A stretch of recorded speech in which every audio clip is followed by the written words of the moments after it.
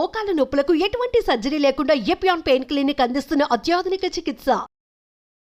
నమస్కారం డాక్టర్ గారు. నమస్తే మేడం. డాక్టర్ గారు, B12 ప్రతి ఒక్కరిలోనూ ఖచ్చితంగా ఇది సమపాళల్లో ఉంటేనే వాళ్ళు హెల్దీగా ఉన్నట్టు, కాస్త అటు ఇటు అయితే కూడా దానికి అనుభవించాలి అని చెప్పేసి అంటూ ఉంటారు.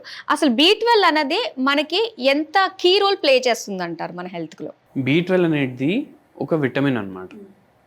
ఈ మధ్య మీరు చెప్పినట్టు చాలా మందిలో B12 డెఫిషియన్సీస్ కామన్ అయిపోయినాయి. దాంతో ఏం చేస్తున్నారు, ఇంజెక్షన్లు తీసుకుంటున్నారు B12వి, అవి కాకుండా సప్లిమెంట్లు తీసుకుంటున్నారు. కానీ ఏమవుతుందంటే మనం ఎక్కువ రోజులు సప్లిమెంట్లు తీసుకోవడం వల్ల కూడా మన బాడీకి హాని అవుతుంది. ఇది చాలామందికి మనకు ఐడియా ఉండదు. గూగుల్ చేస్తాం B12 సప్లిమెంట్ ఏది బెస్ట్ అనేసి, ఒక 10 వస్తాయి, దాని గురించి చదువుతాం. అది చదివి ఏ కలర్ బాగుంది, ఏ డబ్బా బాగుంది అవి చూసుకొని తెప్పించుకుంటాం. కానీ ఏమవుతుంది, ఇప్పుడు B12 మనం బయటకి వెళ్ళి ఇస్తున్నాం, అది కరెక్ట్గా అబ్జర్వ్ కూడా అవ్వాలి. అది కరెక్ట్గా ఎప్పుడు అబ్జర్వ్ అవుతుంది, ఓన్లీ అది తింటే అబ్జర్వ్ కాదు, దానికోసం మన గట్ హెల్త్ కూడా మంచిగా ఉండాలి. ఓకే. అండ్ న్యాచురల్ ఫుడ్లోకి వెళ్ళి B12 అబ్జర్వ్ అవ్వాలి. ఇప్పుడు B12 లేకపోతే ఏమవుతుంది, ఇప్పుడు మన దగ్గర నరాల బలహీనత పేషెంట్లు వస్తారు. ఒక పేషెంట్ ఎట్లా వచ్చిండ్రు, సార్ మొత్తం చేతులు లాగుతున్నాయి, మెడ నొప్పి, కాళ్ళు కూడా లాగుతున్నాయి, నీరసంగా ఉంటుంది. B12 చూసుకుంటే 98 ఉంది, చాలా తక్కువ ఉంది. అయితే ఆ పేషెంట్ నాన్ వెజిటేరియన్ పేషెంట్ ఉండే. ఇప్పుడు జనరల్గా ఏంది, నాన్ వెజ్ ఫుడ్స్లో ఎక్కువ ఉంటుంది, వెజిటేరియన్ ఫుడ్లో తక్కువ ఉంటుంది అనేసి అంటారు. కానీ పేషెంట్ నాన్ వెజిటేరియన్, మళ్ళీ వారంలో 3-4 సార్లు నాన్ వెజ్ తింటారు, అయినా సరిగా అబ్జర్వ్ అవుతలేదు. ఎందుకు అబ్జర్వ్ అవుతలేదు? వాళ్ళ డయట్లో ఫైబర్ లేదు, వాళ్ళ డయట్లో వాటర్ సరిగా లేదు. మళ్ళా వాళ్ళు ఏం తప్పు చేస్తున్నారంటే నాన్ వెజ్ తింటున్నారు కానీ ఫైబర్ కంటెంట్ అసలు లేదు కదా, అప్పుడు డైజెషన్ సరిగా అవ్వదు. మళ్ళీ బయటికి వెళ్ళి తెప్పించుకోవడం, తినడం, మళ్ళీ దాని మీద ఆల్కహాల్ కూడా ఉండే. ఆల్కహాల్తో పాటు పేషెంట్కి నీరసం ప్రాబ్లం, మోకాల నొప్పులు కూడా ఉండే కదా, అయితే ఆ నొప్పి గోళీలు కూడా వేసుకుంటుండే. అది వేసుకునేసరికి ఏమవుతుందంటే మన డైజెషన్ మొత్తం డిస్టర్బ్ అవుతుంది. సో అబ్జర్వ్ అయ్యేది కూడా మీరు సరిగా న్యూట్రిషన్ ఇస్తే కూడా అబ్జర్వ్ అవ్వదు. అందుకే హెల్దీ ఫుడ్ తినాలి, ఇంట్లో ఫుడ్ తినాలి. ఇప్పుడు ఈ పేషెంట్ సిమ్టమ్లు అయితే విన్నాం, నీరసం అవుతుంది, కాళ్ళు లాగుతున్నాయి, చేతులు లాగుతున్నాయి. కానీ B12 లేకపోతే అసలు ఏమవుతుంది బాడీలో? ఎనీమియా చాలా కామన్ ఇండియాలో, కానీ దాని గురించి ఎవరంతా పట్టించుకోరు. ఇప్పుడు కూడా మనం B12 గురించి మాట్లాడతాం, విటమిన్ D గురించి మాట్లాడతాం, కానీ ఐరన్ గురించి, హిమోగ్లోబిన్ గురించి మాట్లాడం. ఎందుకంటే అవి సిమ్టమ్లు ఎక్కువ మనకు కనిపించవు అనుకుంటాం మనం, అది రీజన్. కానీ ఈ పేషెంట్లో కూడా చూడండి, కొద్దిగా నడవంగానే ఊపిరి పీల్చుకోవడానికి కష్టంగా ఉంటుండే పేషెంట్కి. అయితే ఇది ఎందుకు అవుతుంది? ఇది హిమోగ్లోబిన్ తక్కువ ఉండడం వల్ల అవుతుంది. ప్రతిదానికి రిలేటెడ్గా ఉంటుంది. ఇప్పుడు హిమోగ్లోబిన్ ఎందుకు తగ్గుతుంది? ఎందుకంటే B12 తగ్గుతుంది. B12 తగ్గితే హిమోగ్లోబిన్ కూడా తగ్గుతుంది, బాడీలో ఐరన్ కూడా తగ్గుతుంది. ఇప్పుడు ఈ రెండు కావాలి, నరాలు కరెక్ట్గా పనిచేయాలి, ఆర్గన్స్ కరెక్ట్గా పనిచేయాలి, మన బోన్స్, మజిల్స్ అన్నీ కరెక్ట్గా పనిచేయాలంటే మనకు బ్లడ్ చాలా ఇంపార్టెంట్.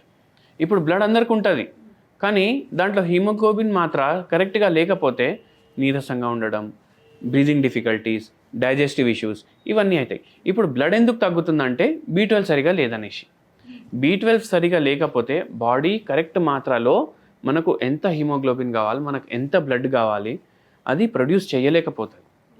అండ్ ఇప్పుడు అన్ని పార్ట్స్కి ఆక్సిజన్ పోవాలి కదా, ఈ అన్ని పార్ట్స్కి ఆక్సిజన్ పోవాలంటే హిమోగ్లోబిన్ కరెక్ట్ ఉండాలి. మన నరాలకు కూడా ఆక్సిజన్ కావాలి, నరాలకు సరిగా ఆక్సిజన్ పోవట్లేదు, ఎందుకంటే హిమోగ్లోబిన్ తక్కువ ఉంది. ఎందుకు తక్కువ ఉంది? B12 తక్కువ ఉండడం వల్ల. సో అట్లా నరాలు వీక్ అవుతాయి B12 తక్కువ ఉంటే. మళ్ళీ నీరసంగా ఉంటుంది. ఈ పేషెంట్కి కూడా అట్లనే ఉండే. సో మనం హోమియోపతి మెడిసిన్స్ తోటి ఈ పేషెంట్ ప్రాబ్లం 3-4 నెలల్లో సాల్వ్ చేసినాం. ఈ పేషెంట్కి ఆల్మోస్ట్ 12 ఏళ్ళ నుంచి ప్రాబ్లం ఉండే. అండ్ ఫస్ట్ 3-4 మంత్స్లోనే నరాల బలహీనత తగ్గింది, B12 వాల్యూస్ పెరిగినాయి, మళ్ళీ న్యాచురల్ ఫుడ్లోకి వెళ్ళే B12 అబ్జార్ప్షన్ స్టార్ట్ అయిపోయింది, నిద్రేమో కరెక్ట్ రావడం స్టార్ట్ అయిపోయింది. అట్లా మెల్లమెల్లగా పూర్తిగా తగ్గిపోయింది పేషెంట్కి. మోకాల నొప్పులు కూడా తగ్గిపోయినాయి over a period of time. అసలు B12 తగ్గింది అని ఒక మనిషిని చూసి మనం ఏ విధంగా తెలుసుకోవచ్చు? అంటే వాళ్ళ సిమ్టమ్స్ ఎలా ఉంటాయంటారు? ఒక్కొక్కసారి సిమ్టమ్స్ ఉంటాయి, ఒక్కొక్కసారి సిమ్టమ్లు సడన్గా బయటపడతాయి. ఓహో. కొందరికి ఎట్లా ఉంటుంది, అసలు సిమ్టమ్లు ఉండవు, టెస్టులు చేయించుకుంటేనే తెలుస్తుంది.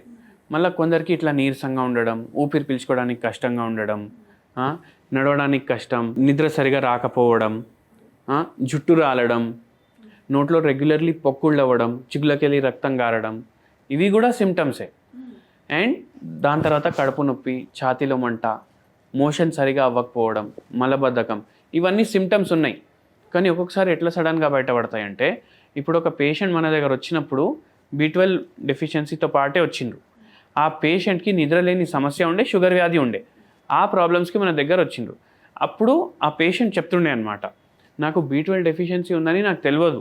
ఎప్పుడు బయట పడిందంటే సడన్లీ ఒకరోజు గుండె దడ స్టార్ట్ అయింది. గుండె దడ అసలు కంట్రోల్ అయితే లేదు, అది యాంగ్జైటీ అటాక్ అంటారు దాన్ని.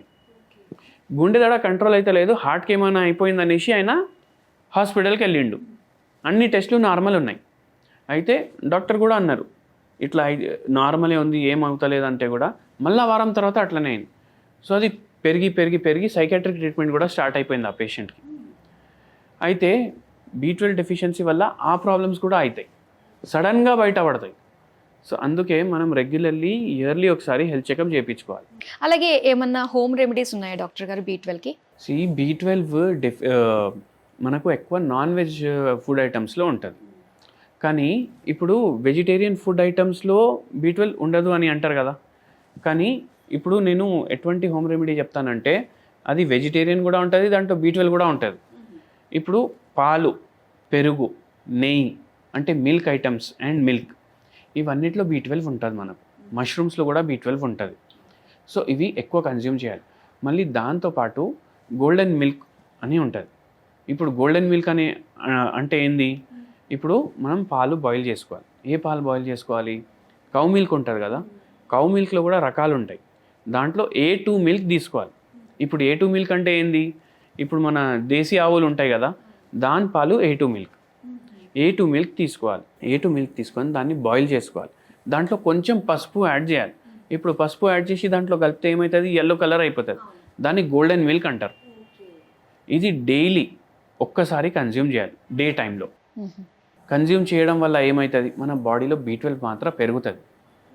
అండ్ మంచిగా అబ్జర్వ్ చేయడానికి మనకి ఏం హెల్ప్ చేస్తుంది, టర్మరిక్ హెల్ప్ చేస్తుంది. అండ్ టర్మరిక్లో యాంటీ ఆక్సిడెంట్లు కూడా ఎక్కువ ఉంటాయి. సో యాంటీ ఆక్సిడెంట్స్ కూడా పోతాయి, B12 కూడా మన బాడీ అబ్జర్వ్ చేస్తుంది. అండ్ ఇది రెగ్యులర్లీ కంటిన్యూ చేస్తే మనకు B12 డెఫిషియన్సీ కూడా తగ్గే ఛాన్సులు ఉంటాయన్నమాట. కానీ చాలా ఎక్కువ ఉంది డెఫిషియన్సీ అంటే మీరు హోమియోపతి ట్రీట్మెంట్ తీసుకోవాలి. ఒకవేళ వేరే ఆర్గన్స్ని ఎఫెక్ట్ చేస్తుందంటే మీరు హోమియోపతి ట్రీట్మెంట్ తీసుకోవాలి. అట్లా. Okay, thank you so much doctor గారు. B12 డెఫిషియన్సీ వచ్చినప్పుడు అంటే ఎలాంటి ఫుడ్ తీసుకోవడం వల్ల, హోమ్ రెమెడీస్ చేసుకోవడం వల్ల దాన్ని ఓవర్కమ్ చేసుకోవచ్చు అన్న విషయాలు తెలియజేసినందుకు థ్యాంక్ యూ సో మచ్.